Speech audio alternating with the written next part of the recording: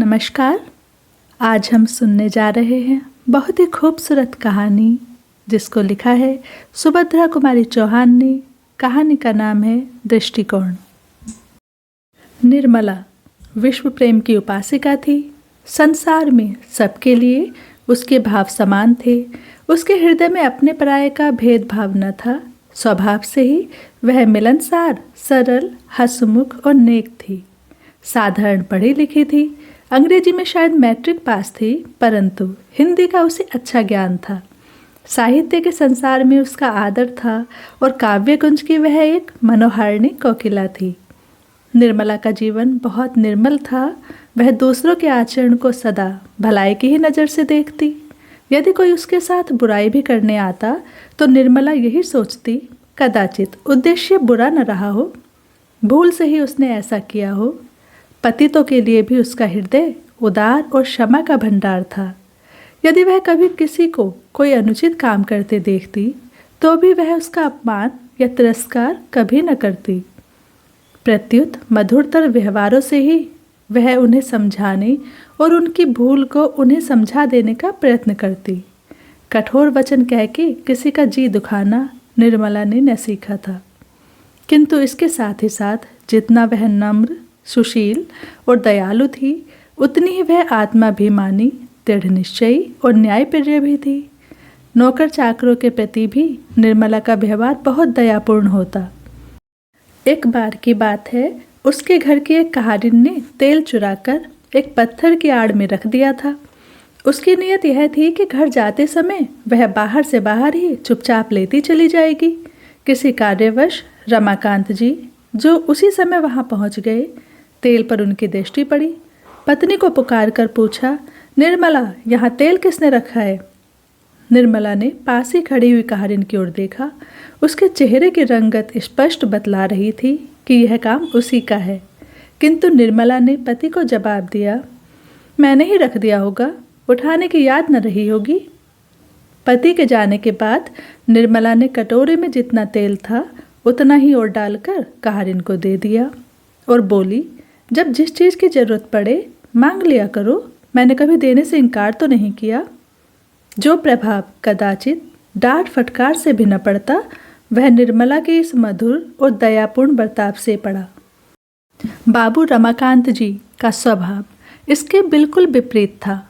थे तो वे double MA, एक कॉलेज के प्रोफेसर, साहित्य सेवी और देशभक्त, उज्ज्वल चरित्र के नेक और उदार सज्जन, पर फिर भी पति पत्नी के स्वभाव में बहुत विभिन्नता थी।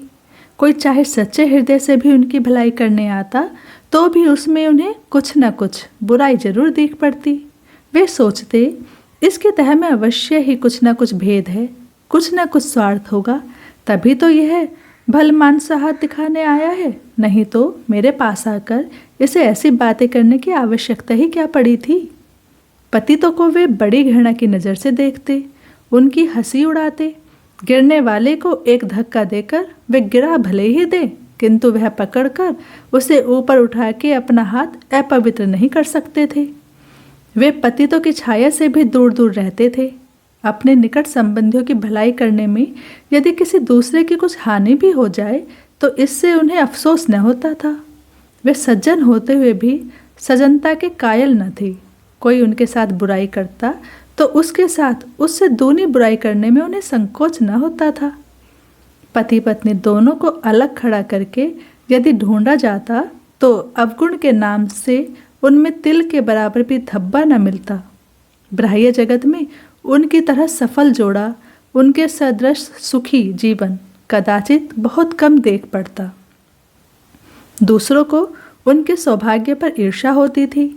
उनमें आपस में कभी किसी प्रकार का झगड़ा या अप्रिय व्यवहार न होता, फिर भी दोनों में पद पद पर मतभेद होने के कारण उनका जीवन सुखी न रह पाता। शाम सुबह निर्मला दोनों समय घर के कामकाज के बाद मील 2 मील तक घूमने के लिए चली जाती थी। इससे शुद्ध वायु के साथ साथ कुछ समय का एकांत उसे कोई नई बात सोचने या लिखने के लिए सहायक होता। किंतु निर्मला की सास को बहू की यह हवाखोरी न जचती थी। उन्हें यह संदेह होता कि यह घूमने के बहाने न जाने कहाँ कहाँ जाती होगी। न जाने किससे किससे मिलकर क्या क्या बातें करती होगी। प्राय वह देखा करती कि निर्मला किधर से आती है और किधर को जाती है। एक बार उन्होंने पूछा भी कि तुम गई तो इधर से थी, उस ओर से कैसे लौटी। निर्मला इसका क्या जवाब देती, हंसकर रह जाती। किंतु निर्मला की सास बहू की इस चुप्पी का दूसरा ही अर्थ लगाती। उन्हें निर्मला का आचरण पसंद न था, उसके चरित्र पर उन्हें पद पद पर संदेह होता। किंतु इन मामलों में जब वे स्वयं रमाकांत को ही उदासीन पाती तो उन्हें भी मन महसूस कर रह जाना पड़ता था, क्योंकि रमाकांत के सामने भी निर्मला घूमने निकल जाती और घंटों बाद लौटती। अन्य पुरुषों से उनके सामने भी स्वच्छंदतापूर्वक बातचीत करती, परंतु रमाकांत इस पर उसे जरा भी न दबाती। किंतु कभी कभी जब उनसे सहन न होता तो वे रमाकांत से कुछ न कुछ कह बैठती थी, तो भी वे यही कहकर कि इसमें क्या बुराई है टाल देते। उनकी समझ में रमाकांत इस प्रकार माँ की बात न मानने के लिए ही पत्नी को शह देते थे, इसलिए वे प्रत्यक्ष रूप से तो निर्मला को अधिक कुछ न कह सकती थी, किंतु अप्रत्यक्ष रूप से कुत्ते बिल्ली के बहाने ही सही अपने दिल का गुबार निकाला करती। निर्मला सब सुनती और समझती, किंतु वह सुनकर भी न सुनती और जानकर भी अनजान बनी रहती। वह अपना काम नियमपूर्वक करती रहती। इन बातों का उसके ऊपर कुछ भी प्रभाव न पड़ता। कभी कभी उसे कष्ट भी होता, किंतु वह उसे प्रकट न होने देती। एक दिन कॉलेज से लौटते ही रमाकांत ने कहा, आज एक बड़ा विचित्र किस्सा हो गया निर्मला। क्या हुआ? निर्मला ने उत्सुकता से पूछा। घृणा का भाव प्रकट करते हुए रमाकांत बोले, हुआ क्या? यही कि तुम्हारी बिट्टन को न जाने किससे गर्भ रह गया है और अब 4-5 महीने का है। बात खुलते ही आज वह घर से निकाल दी गई है। उसके मायके में तो कदाचित कोई है ही नहीं, सड़क पर बैठी रो रही है। बिट्टन बाल विधवा थी, वह जन्म की ही दुखिया थी, इसलिए निर्मला सदा उससे प्रेम और आदर का व्यवहार करती थी। बिट्टन की करुणाजनक अवस्था से निर्मला कातर हो उठी। उसने रमाकांत जी से पूछा, फिर उसका क्या होगा? अब वह कहाँ जाएगी? रमाकांत जी ने उपेक्षा से कहा, कहाँ जाएगी मैं क्या जानूं, जैसा किया है वैसा भोगेगी। निर्मला के मुंह से एक ठंडी आह निकल गई। कुछ देर बाद न जाने क्या सोचकर वह दृढ़ स्वर में बोली, तो मैं जाती हूँ, उसे लिवा लाती हूँ। जब तक कोई दूसरा प्रबंध न हो जाएगा वह मेरे साथ यहीं रहेगी। घबराकर रमाकांत बोले, नहीं नहीं, ऐसी बेवकूफ़ी करना भी मत। उसे अपने घर लाकर क्या अपनी बदनामी करवानी है? तुम्हें तो कोई कुछ न कहेगा, सब लोग मुझे ही बदनाम करेंगे। निर्मला ने दयाद्र भाव से कहा, अरे तो इतनी छोटी छोटी सी बातों से क्यों डरते हो? किसी की भलाई करने में भी लोग बदनाम करेंगे तो करने दो। परमात्मा तो हमारे हृदय को पहचानेगा। मुझे तो उसकी अवस्था पर बड़ी दया आती है। तुम कहो तो मैं अभी जाकर उसे लिवा लाऊं। रमाकांत के कुछ बोलने के पहले ही उनकी माँ बोल उठी, ऐसी औरतों का तो इसे बड़ा दर्द होता है। घर में बुलाने जा रही है, जाए कहीं भी मुँह काला करे, पर याद रखना, खबरदार जो उसे इस घर में बुलाया तो मैं अभी से कह देती हूँ, अगर उस छूत ने घर में पैर भी रखा तो अच्छा ना होगा। निर्मला धीरे से बोली, अगर वह आ ही गई तो फिर क्या करोगी अम्मा जी? अम्मा जी क्रोध से तिलमिलासी उठी, तड़प कर बोली, मार के लकड़ी पैर तोड़ दूंगी और क्या करूंगी। तू तो रामू के सिर चढ़ाने से इतनी बढ़ चढ़ के बोल रही है।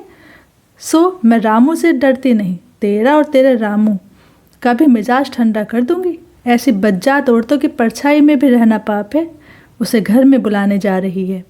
निर्मला ने कहा, पर अम्मा जी यदि वह आई तो मैं दूसरों की तरह उसे दरवाजे पे से दुत्कार तो न दूंगी।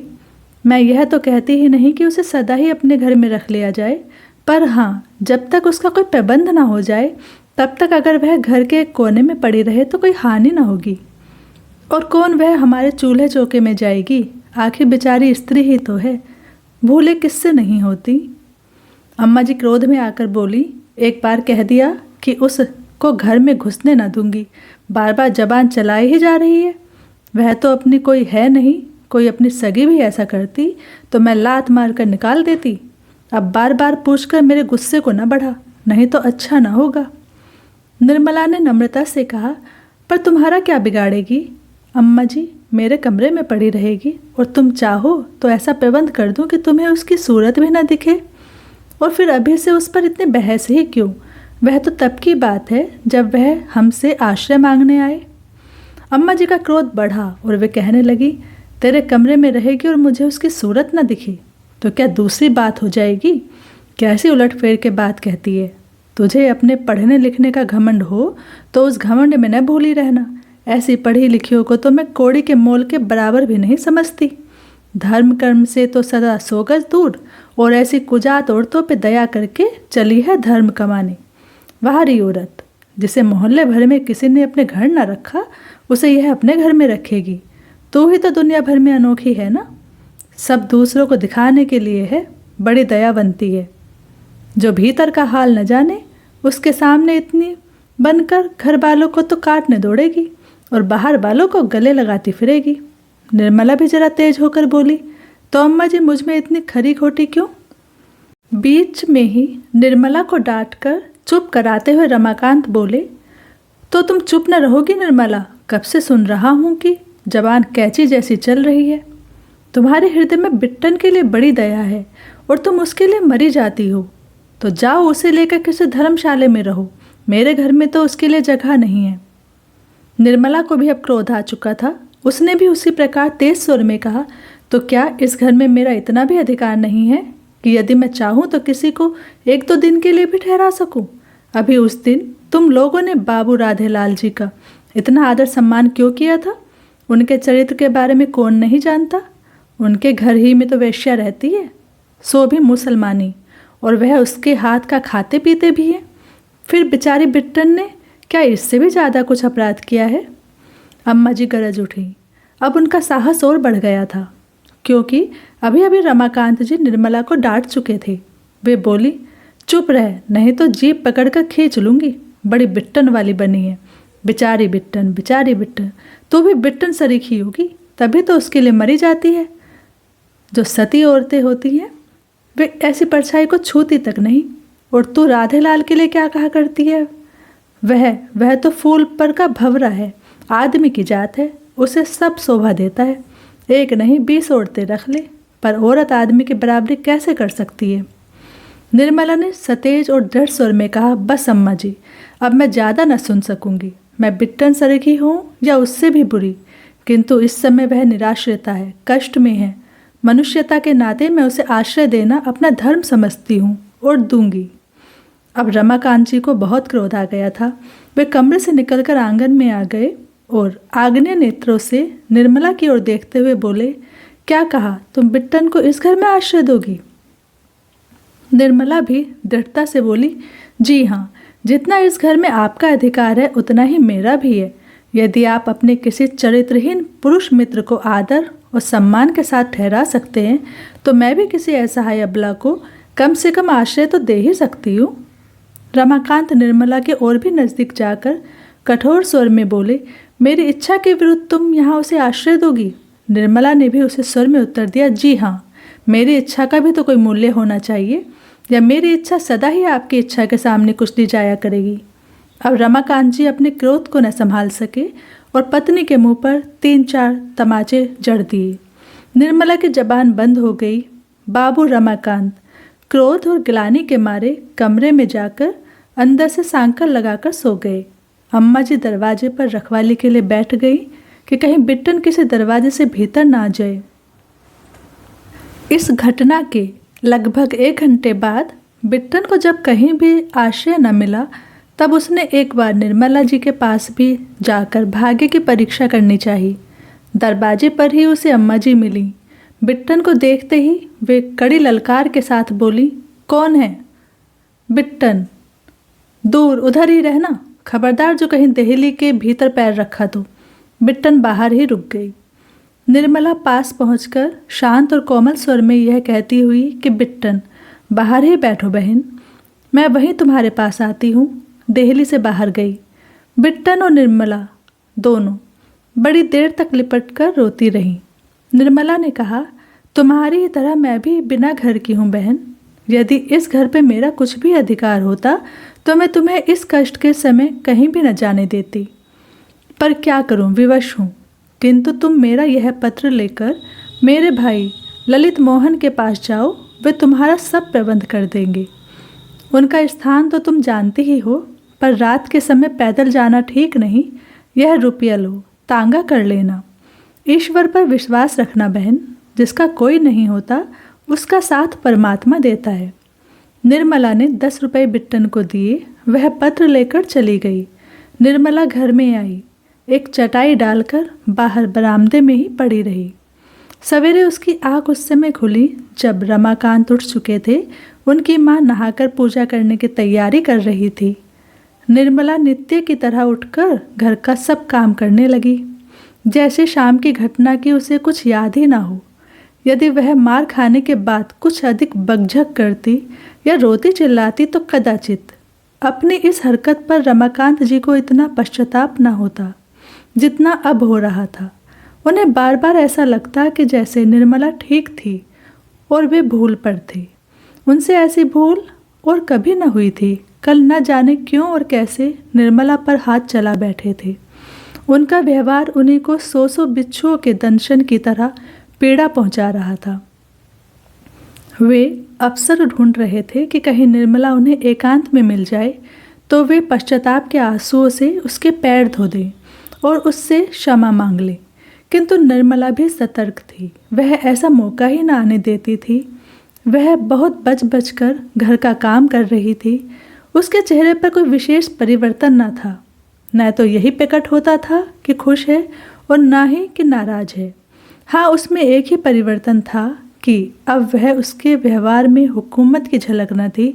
वह अपने को उन्हें 2-3 नौकरों में से एक समझती थी जो घर में काम करने के लिए होते हैं, किंतु उनका कोई अधिकार नहीं होता। कहानी सुनने के लिए बहुत बहुत धन्यवाद।